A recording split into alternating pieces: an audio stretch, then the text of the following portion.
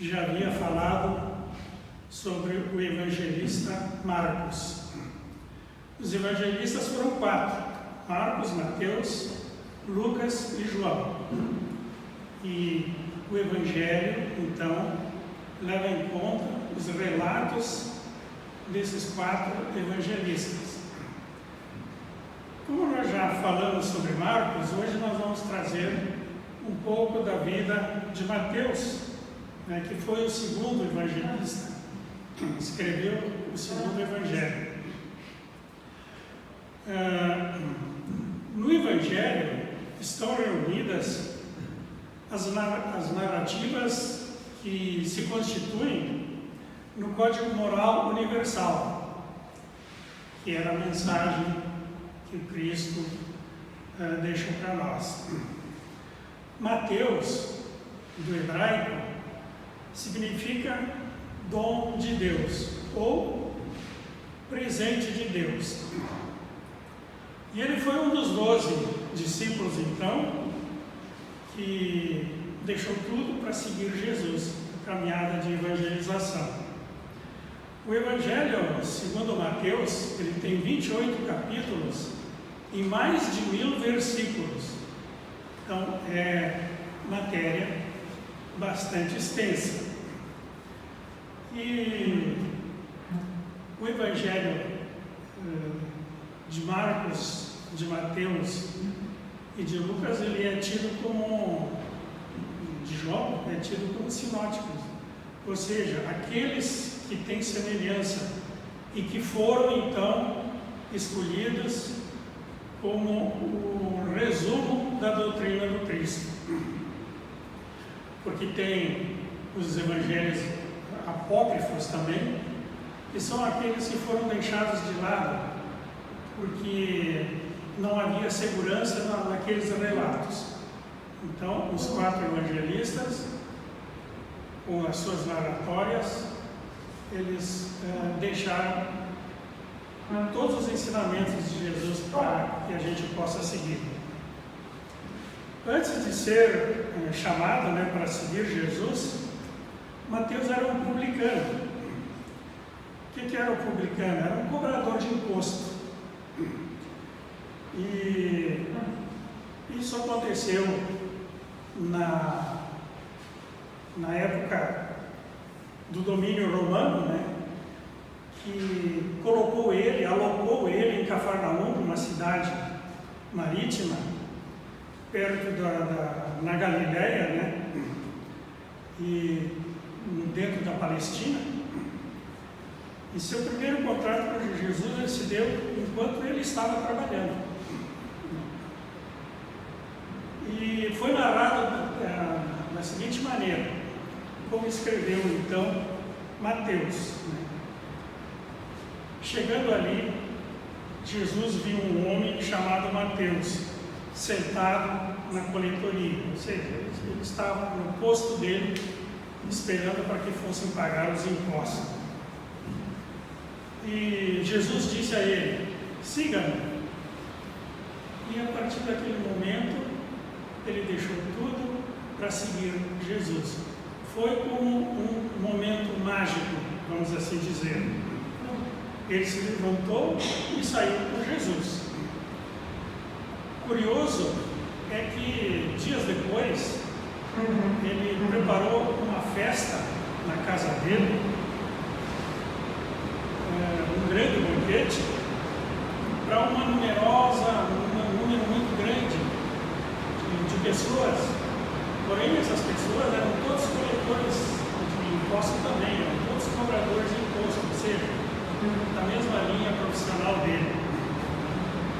Então tinha ali todo aquele povo, e naturalmente haviam fariseus, haviam saduceus, haviam outros povos ali junto também.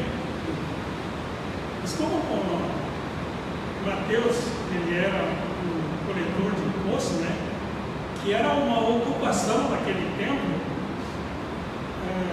desprezada pelo povo, não é até hoje, ninguém gosta de pagar imposto, Só que hoje a maneira modificou de cobrar, é uma coisa grande, o ICMS, assim vai, todos aqueles impostos nós pagamos. Mas naquela época, cada um tinha que ir lá entregar o seu imposto, o seu dinheiro para Mateus. E os fariseus que estavam nesse banquete, então, começaram a criticar Jesus, dizendo: pô, como é que você está no meio dessas pessoas? E Jesus responde também na hora, não esperou muito. A crítica que ele recebeu dos fariseus, ele simplesmente disse assim: não vim chamar os justos, mas os pecadores ao arrependimento. Ou seja, uma primeira lição: aqueles que são justos, não há necessidade, eu não estou trabalhando por eles, eu não vim para levá-los ele ao conhecimento maior, mas sim aos pecadores que possam se arrepender, venham a se arrepender. E ele continua então, diz assim: não ajunteis para vós tesouros na terra, onde a traça e o carucho os destroem, e onde os ladrões roubam, mas ajuntai para vós tesouros do céu. Não podeis servir a Deus e a mamão. Ou seja, não há como servir a Deus e ao dinheiro. Então, a partir daquele momento, Mateus largou tudo, usou o dinheiro que ele tinha ganho até ali, que não era pouco, para fazer o bem, junto com as pessoas que necessitavam. E seguiu Jesus, então, de fato, ali em diante. E é de Jesus também o fato que se refere de uma repreensão que praticamente foi dirigida a Mateus, quando ele diz: quando deres esmola, não saiba a tua mão esquerda o que faz a tua direita, para que a tua esmola fique em segredo, e o teu Pai, o Pai Celeste, que tudo vê, te recompensará. Mateus, ele era uma pessoa muito culta, provavelmente entre os discípulos de Jesus o mais culto. No Evangelho de Mateus também nós encontramos mais de 60 citações de profecias do Antigo Testamento, que anunciavam então, são,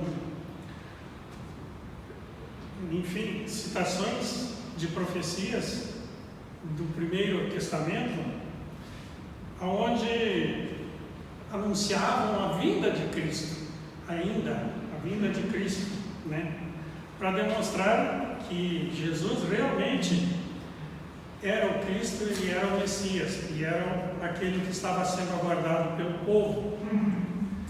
Para Mateus, Jesus sempre foi o cumprimento dessas profecias. E ele cita muito dos costumes judeus, mas ele não se detém em explicar, vamos dizer assim,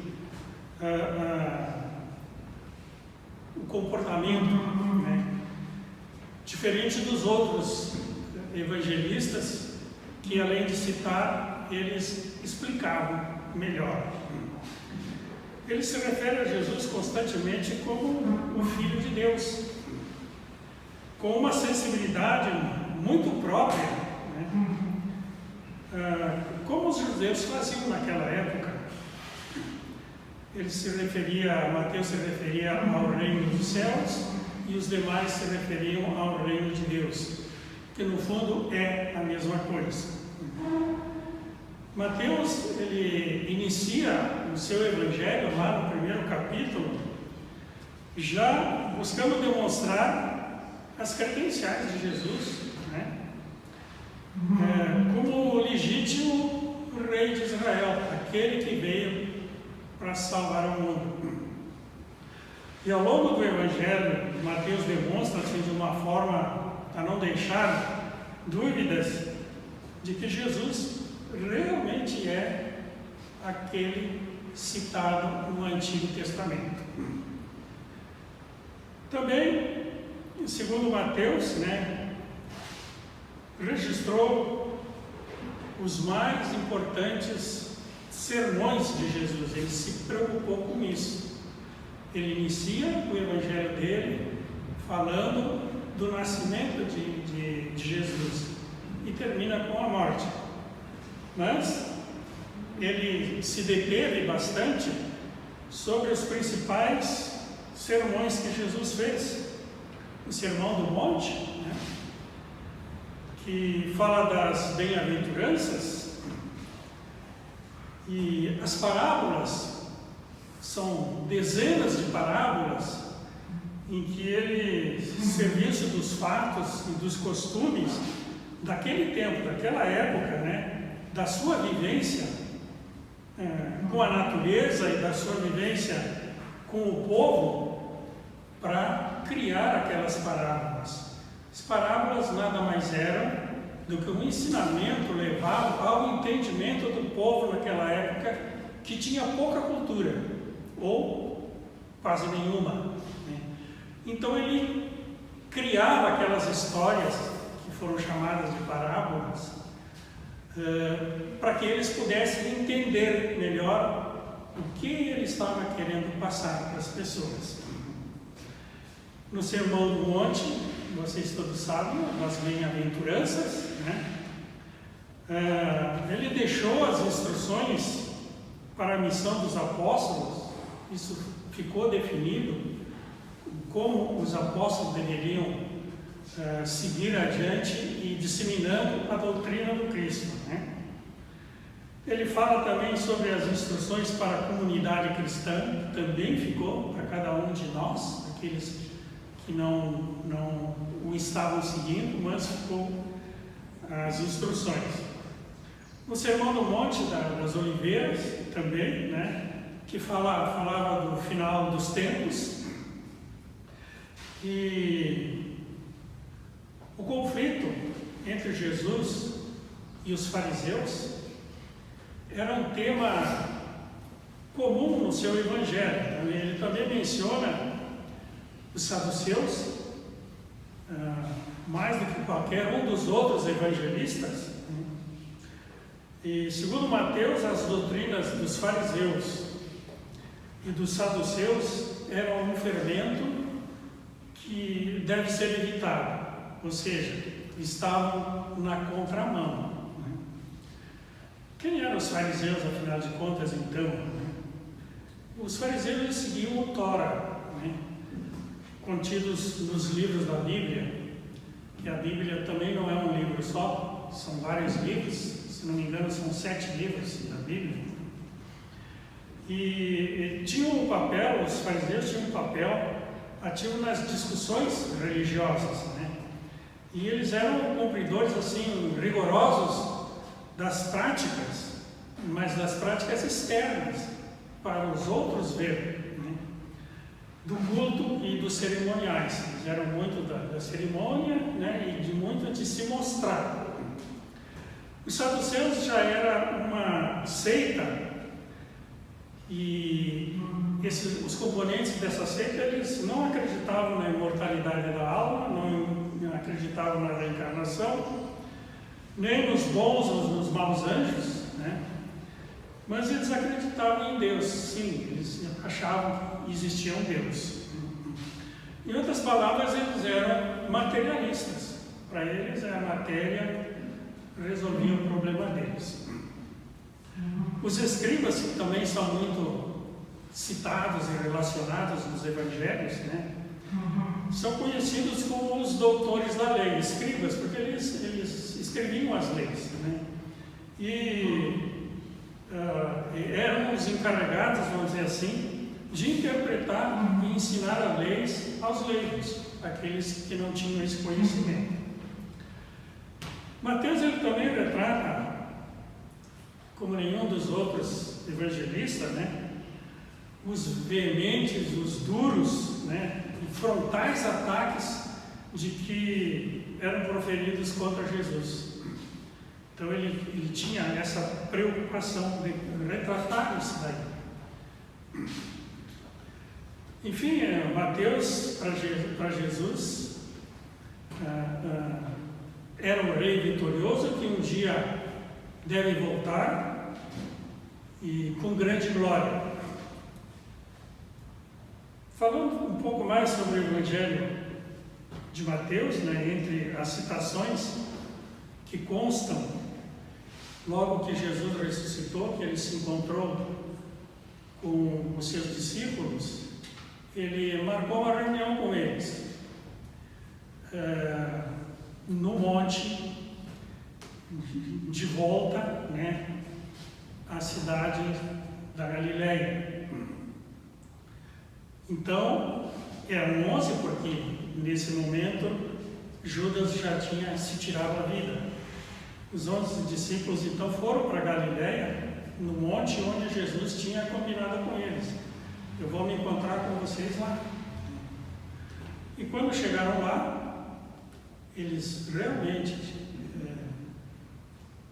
foi um momento muito tenso, porque para eles Jesus tinha sido morto e não tinha ressuscitado, Mas chegaram lá e todos eles então viram Jesus, Alguns se ajoelharam, foi aquele espanto também, aquela emoção, Mesmo assim ainda tinha alguns que duvidavam daquilo que estavam enxergando. E vocês lembram de Tomé, Tomé, quando disseram que Jesus tinha ressuscitado, ele disse: só vendo e botando o meu dedo no ferimento dele, para mim acreditar. Então, Jesus se aproximou de todos eles e colocou de novo para ele: toda a autoridade foi dada a mim no céu e sobre a terra. Portanto, já era aqui um comando, Vão e façam com que todos os povos se tornem meus discípulos, ensinando-os a observar tudo o que te ordenei. E ele coloca ainda, ele não abandona, ele ainda coloca a sua presença. Eis que eu estarei com vocês todos os dias até o fim dos tempos. Ou seja, diz: eu vou estar acompanhando vocês. Vocês já estão prontos? Saiam daqui e vão doutrinar, que eu estarei junto com vocês. Em nenhum momento serão abandonados. O apóstolo evangelista, na tradição, ela relata a pregação de Mateus na Judéia. Então, Mateus foi para a Judéia e ficou lá por 15 anos, mais ou menos. Esteve na Etiópia, esteve na Pérsia. Etiópia ainda é um estado africano, mas a Pérsia hoje é o Irã. De lá para cá, tornou-se o Irã. Alguns detalhes, alguns fatos que só constam no Evangelho de Mateus, como curiosidade também, O sonho de José, ele conta, como eu disse, ele começa contando a vinda de Jesus, desde a sua concepção até a morte.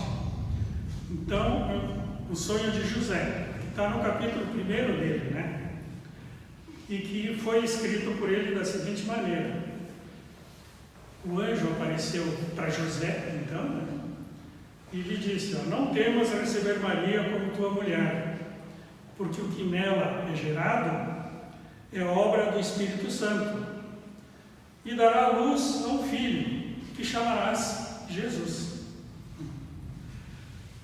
Ele fala também da visita dos reis magos, também da época do nascimento de Jesus, onde ele narra da seguinte maneira: que eles chegaram a Belém, então eles vieram do Oriente, chegaram em Belém, e lá começaram a perguntar ao povo, onde está aquele que é nascido rei dos judeus? porque vimos a sua estrela no Oriente e viemos adorá-lo. Com o passar do tempo, ele narra a fuga de José, Maria e Jesus para o Egito. Todos vocês conhecem esse momento também, né? Herodes se sentia acuado, com medo de perder o seu posto, né? Porque todo mundo falava no rei dos judeus que tinha chegado, e ele havia decretado então a morte de todos os meninos com menos de 2 anos. Por quê? Se matasse todos os meninos, ele estaria matando Jesus também, tirando ele fora do caminho, né? Também esse fato apareceu um anjo novamente a José em sonho e que lhe disse: levanta-te, pega o menino e sua mãe e foge para o Egito. Fica lá até que eu te avise. E ele ficou lá até os 5 anos. Depois eles regressaram. Ele fala do arrependimento de Judas também.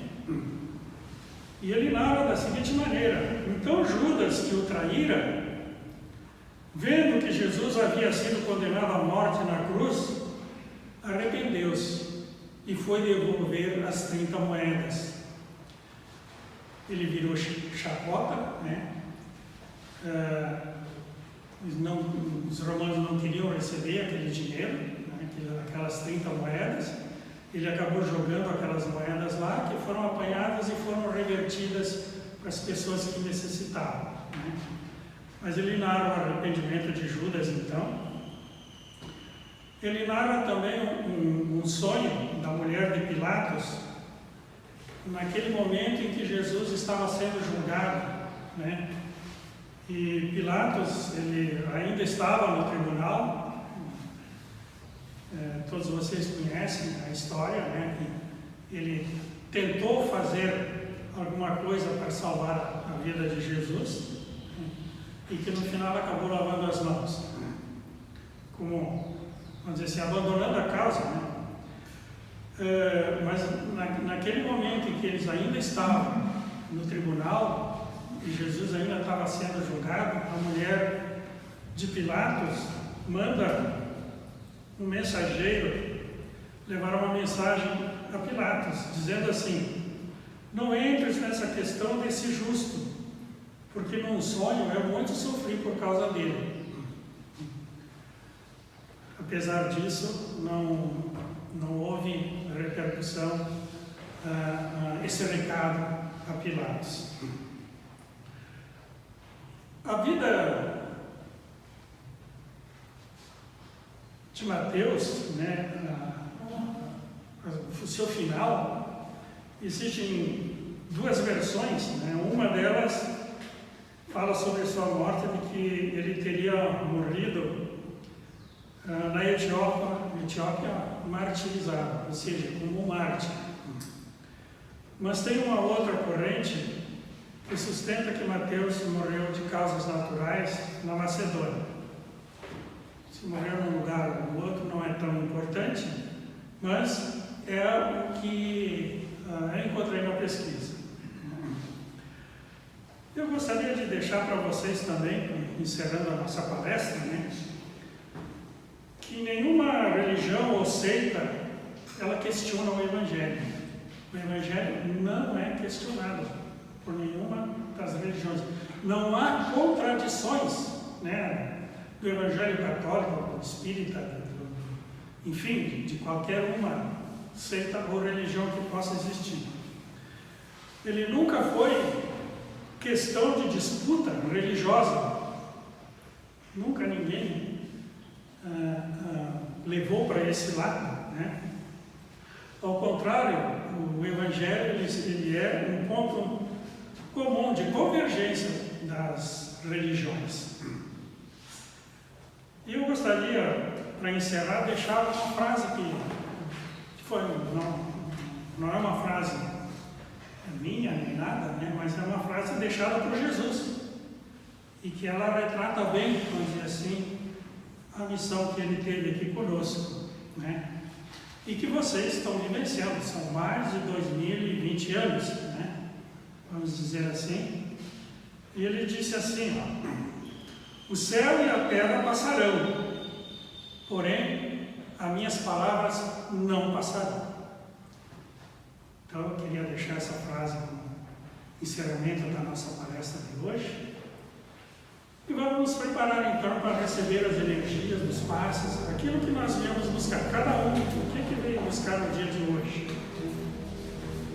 Com certeza, a palavra de Jesus, com certeza, ele sempre está no nosso meio, porque nós estamos reunidos em nome dele.